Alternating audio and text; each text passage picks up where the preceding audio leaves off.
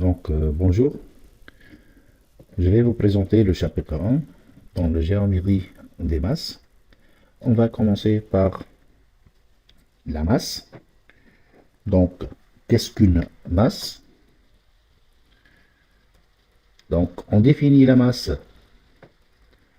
par une grandeur. Donc, la masse est une grandeur. Positif intrinsèque d'un corps. Conservatif, donc, dans un même valeur donne une même valeur, quel que soit le référentiel. Dans l'unité et le kilogramme dans le système international.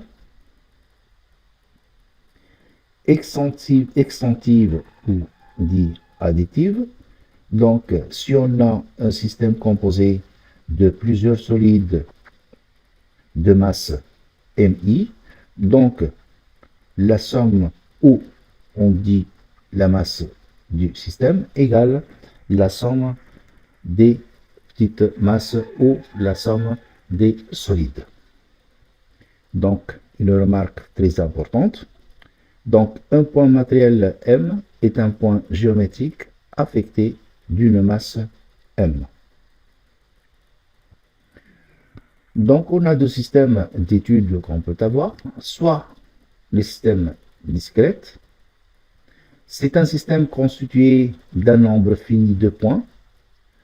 On appelle masse M du système matériel, c'est la somme des masses MI de chacun de ces n points ou la masse de chaque solide du système. Donc, la somme totale du système vaut ou égale la somme des MI. Passons au système continu. Donc, c'est un ensemble de points matériels très nombreux et très rapprochés les uns des autres, en associant à chaque élément une masse élémentaire dm, dont la somme totale du système, m égale, c'est l'intégrale dans le solide ou le système des éléments, des masses élémentaires dm, des points m du solide. Avec dm suivant la distribution, soit volumique, surfacique ou linéique.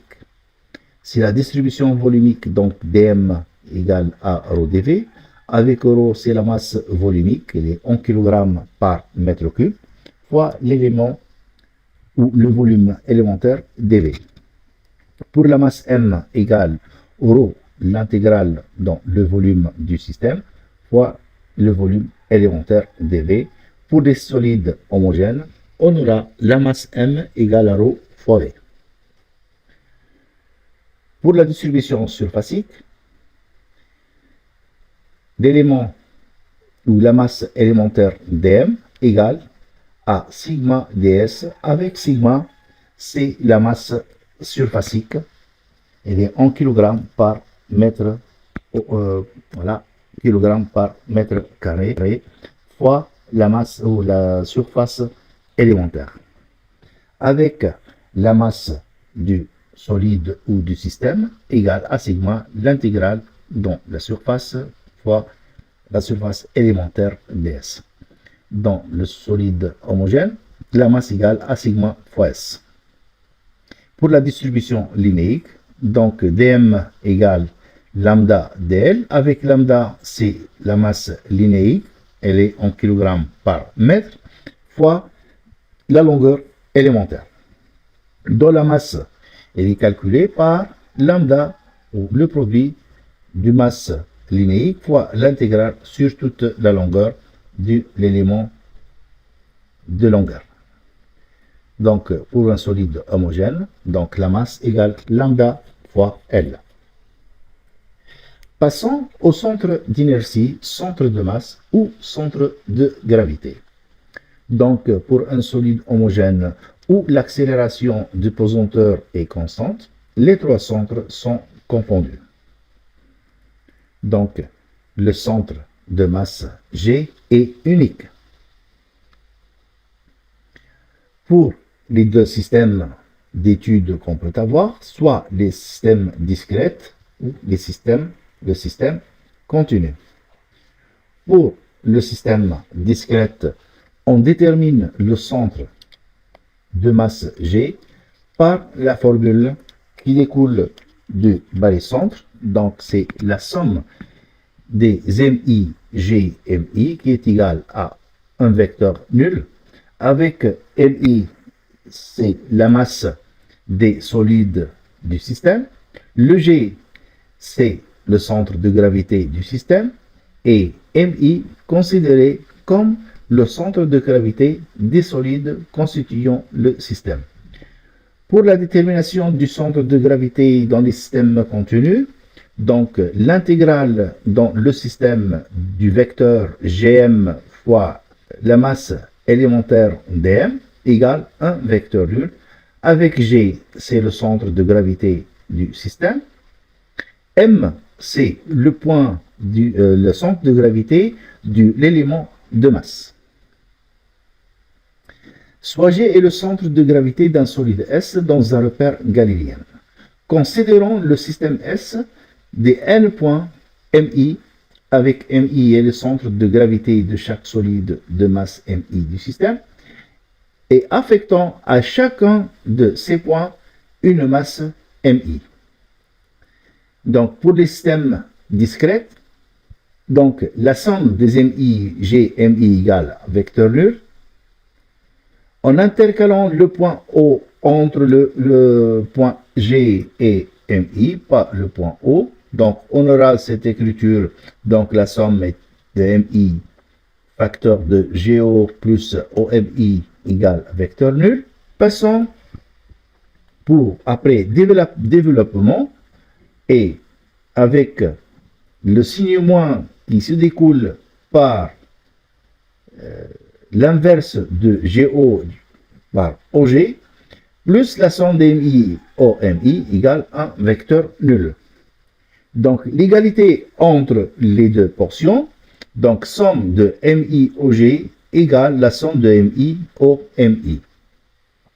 Puisque OG ne dépend pas de la position de MI ou de la masse MI, donc ça sort dehors, donc OG de la somme, donc OG fois la somme des MI qui est égale à la somme des MI OMI. Et puisque la somme de MI égale la masse totale, donc OG égale 1 sur M, somme de I égale à 1 jusqu'à N le nombre des solides du système, fois MI OMI. La méthode de recherche de centre de G pour le cas des solides homogènes. Donc, OG est égal à 1 sur M somme de MI OMI, avec XG égale à 1 sur M somme de XI MI, l'YG est égal à 1 sur la masse totale du système ou du solide à étudier, fois la somme de YI MI.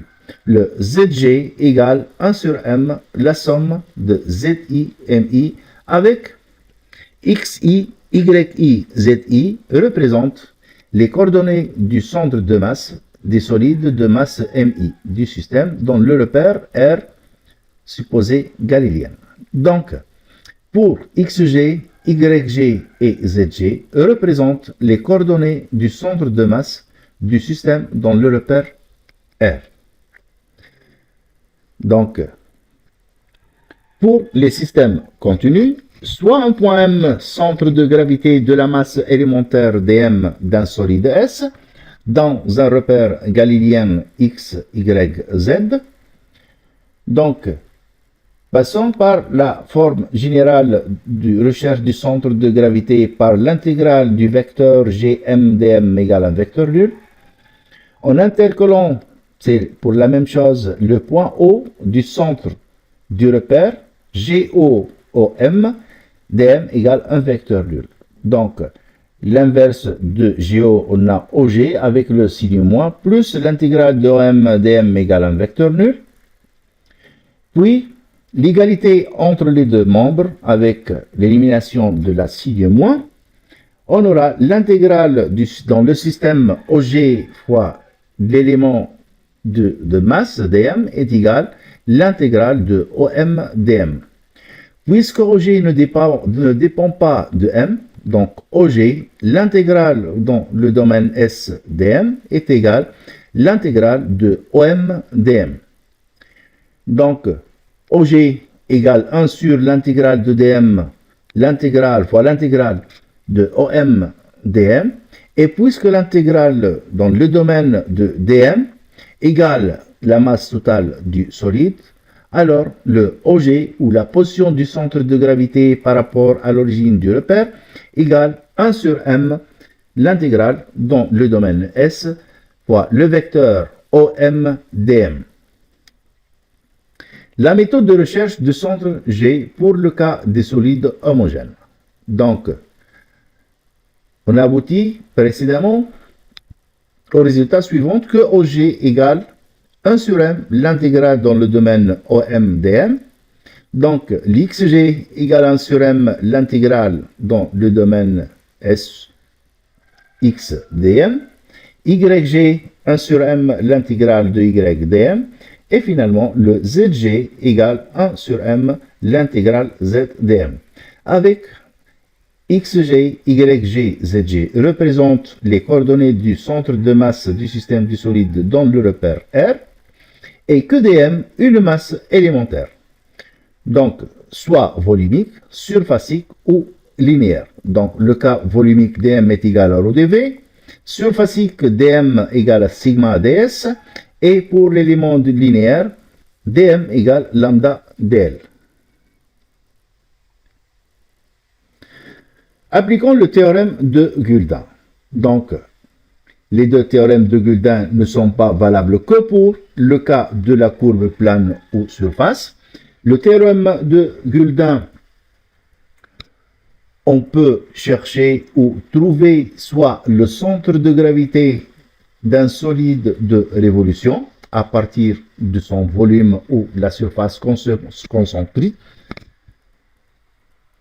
et on peut déterminer le volume à partir du centre de gravité, bien sûr. Donc, le premier théorème, c'est la détermination de la surface trouvée par la rotation de la courbe. Donc, soit le plan pi, considérant une courbe C de longueur L et un axe delta, ne traversant pas, de position de centre de gravité G de cette courbe.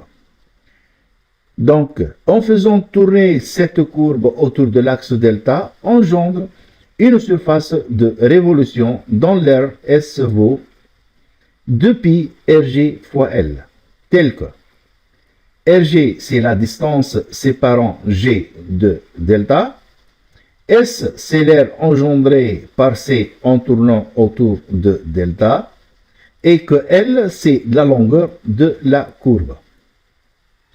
Pour l'énoncé du deuxième théorème de Guldin, donc, dans un plan pi, considérant une surface sigma d'Rs et un axe delta ne le traversant pas, avec G et le centre de gravité de cette surface ou cette section, en faisant tourner cette surface autour de delta, engendre un volume de révolution dont l'expression est la suivante, que V égale à 2pi fois Rg fois S, tel que Rg égale la distance séparante G de delta, V, c'est le volume engendré par sigma en tournant autour de delta.